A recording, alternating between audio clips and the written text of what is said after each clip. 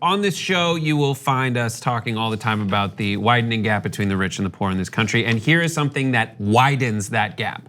It has to do with how money is distributed in the wake of disasters. NPR did a comprehensive study looking at who gets the money after a disaster takes place and where that goes in terms of demographics, in terms of race and income inequality. And here's what they found.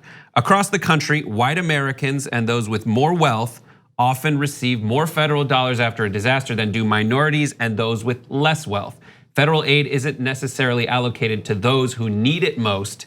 It's allocated according to cost-benefit calculations meant to minimize taxpayer risk. So this isn't that like a rich person has more to lose. And so, they have $150,000, or let's say they have a $400,000 house, it gets broken, they get $400,000 back. Of course, that's gonna be more than someone who doesn't own a house and is renting. No, that's not what they're saying. They're saying disproportionately to your own personal wealth, you end up gaining wealth after a disaster if you're a certain kind of person, and losing wealth after a disaster if you're a certain kind of person. So one of the things they did is they took two families. They took a rich white family where the guy works for Microsoft, and they took a working class black family where the woman is a mail carrier. So here's what happened in the wake of the hurricane in Houston for the Microsoft family. The company gave him time off, as much as he needed. Microsoft gave him $10,000 to cover rent.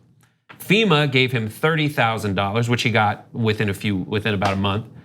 And he got a $100,000 IRS refund for home damages, and the Small Business Administration gave him a low interest loan.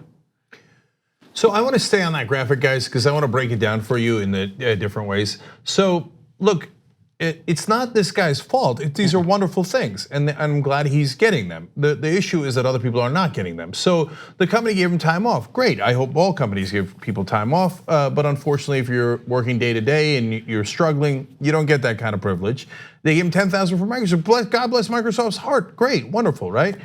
$30,000 from FEMA. I wish FEMA acted as fast for the poor people in this exact storm. And I get he lost more. I get it. I'm like, so we're not blaming anyone, but at the same time, it's a little frustrating. The second to last thing about getting $100,000 back from the IRS as a refund. See, this is why tax cuts don't make sense, because they go massively disproportionately to the rich. So in this case, hey, don't worry, we're taking care of the people with disasters. We're just gonna give them refunds from the IRS. Well, I'm gonna get $10 and that guy's gonna get $100,000. So how did you help me with the disaster? So that is terribly disproportionate and not the right way to do it. And then the last one is what every person who struggled with money, including myself, knows, which is that when you don't have money, it's really hard to get a loan, and you will be charged a higher interest, making you even poorer, right? But if you have a lot of money, then it's easy to get a loan and you get a lower interest rate. So it's not to say that this is all evil and people have bad intentions, etc. But this is how the system is structured. And some things there isn't anything you can do about, and I don't want to do anything about Microsoft being a good company to him. That's good, right? But she works for the post office. I want the post office to be just as decent to her.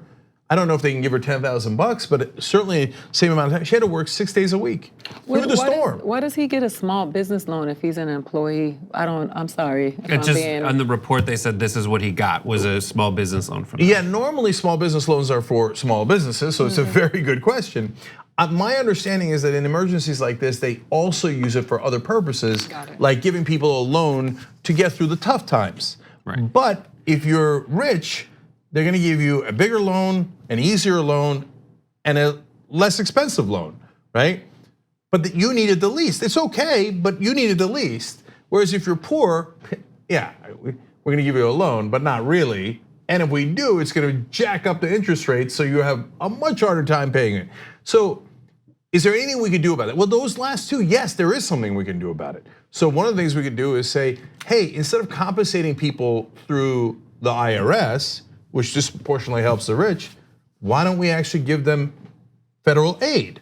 We'll give them more federal aid and less tax refunds. That way it'll be more equitable to everyone that was affected by the flood.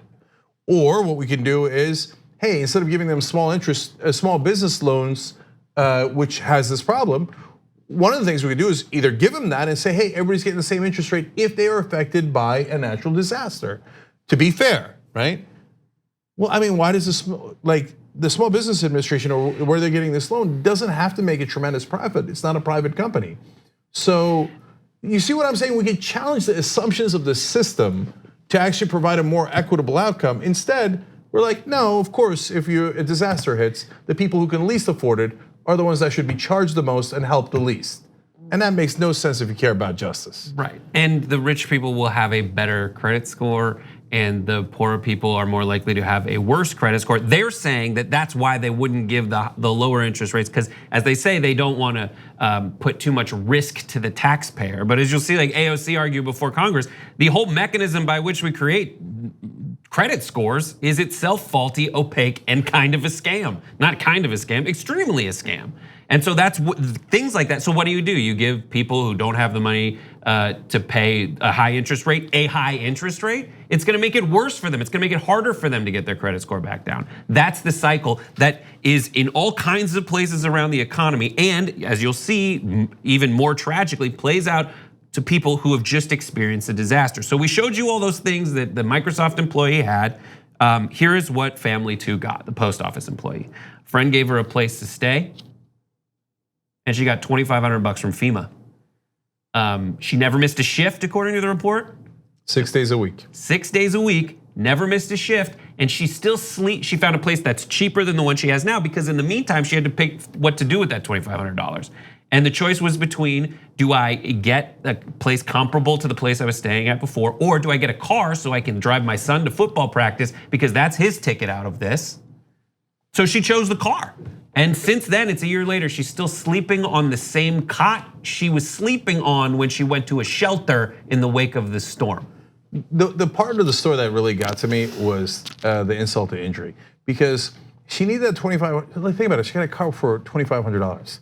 I just saw a story coincidentally earlier today about a Bugatti, just Bugatti. It's pronounced, I woke up in a new Bugatti. Okay, sold for $19 million. Okay, so she got a car for $2,500, and partly for her son, because when it flooded, they had the friend that she's staying with is 45 minutes away from the school, because the whole place got flooded and she got no place to stay. So she has to drive her son to school, and she has to drive herself to work. Otherwise, she won't have a job and she won't have any money. So she had to do that. She didn't have a choice. She goes in to try to get money for housing. Remember, the rich guy got $30,000, and again, he didn't do anything wrong. Bless his heart. Okay, she's like, hey, I need money for housing, and they laughed at her, and they said, oh yeah, you misspent the money.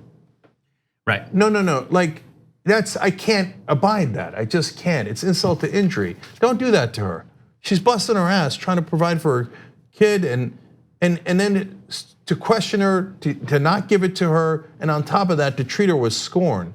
That's what we got to fix in this country. Our government has to serve us and not just the people at the top. Essentially, if you have a setup like the Microsoft guy, it's easier to do all this stuff, like apply for the payments anyway. Like you have more time. An expert looked at it and said, essentially, if you are more affluent, you can get that time off. You can jump through all the hoops that FEMA wants you to jump through. And by the way, if you have more money, those hoops are much bigger and closer to the ground. So that's one. So here is the graph that shows you before and after, essentially, based on race, how you get your money. So this is for white people.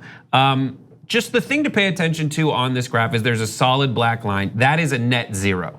If the dots are above the line, that means you essentially got wealthier after the disaster.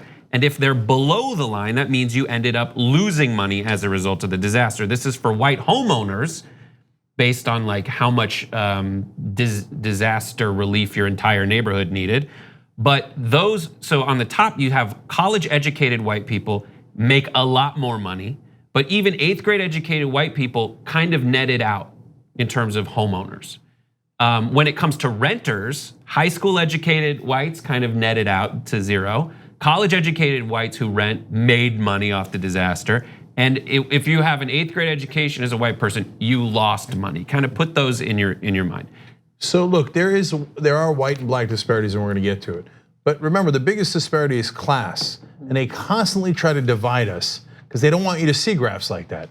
So if you don't have enough money to buy a house and you're a renter and you're white, you got screwed, okay? And the more money you made, the more money they gave you. The government gave you. It's just not fair. We've got to find a better system than this. It's not fair for anybody. All right. Yeah, so here it is. Here's the graph for if you're African American. Here's what happens. Notice there are more dots below the line. And if you're an 8th grade educated black person, you are way below the line on both ends of the spectrum. And then for Latinos, you'll notice as well the next graph, which is the college educated. You can make money as a homeowner, but again, below the line. You are losing money as a result of this. So as usual, worse for minorities than white people, even among the different classes. And so guys, it's when people say white privilege, if you're a renter and you got screwed in a flood and you're white, it's true, you did get screwed. It's not like you got some sort of extra money or whatever, right? But as it turns out, blacks and Latinos got screwed even worse. So just understand that, it's okay. It's not about you, you didn't do anything wrong. We're trying to help you, right? But that's a reality that Latinos and blacks live in this country. And so it's not unfair to ask to fix that injustice for you guys, for them, for everyone. Yeah, and all the people who are still supporting, it's interesting that we went from the Roger Stone story to this one because it's kind of the same theme about privilege. And I see so many people who are attacking us and are attacking those of us who want equality for everybody and equity. And I say to you, if you identify with this, if you really feel that you are above the line and you're doing okay, then I understand why you want to keep things the way they are. But there are so many of you who are fighting for the group of people who want to keep this in place, and you don't even benefit from this. And that's the truth. The have and the have-nots, it's getting realer by the day, and people keep fighting and trying to identify with a group of people who don't even see them. And that's so sad. And last thing for me is that I'm actually in an interesting, rare situation where I've lived both. So I went for easily a decade making under $24,000. So you try to get by on that, that's pretty brutal, man. So I lived that, and when I did, my credit score was terrible. I couldn't get loans, I couldn't get any help, I couldn't get anything, right? And then I worked as a television host for a number of years, and I got paid really good money, okay? And then everything started flowing. Like, it's true, right? So in the contracts, well, you get to fly first class, and all of a sudden you're first class, but I already got a lot of money for my salary, but no, you get tickets on top. Great, I'll take it, right? And then people are nicer, they're even nicer to you, I swear to you, okay? And then you go to get a loan, they're like, yes, sir, right away, sir, but I don't need a loan, I already have the money, right? Back when I desperately needed the money, I couldn't get a loan if my life depended on it.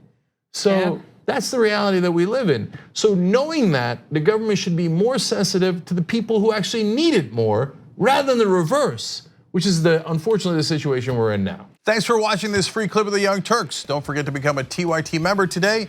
For more exclusive content, join now at tyt.com/join.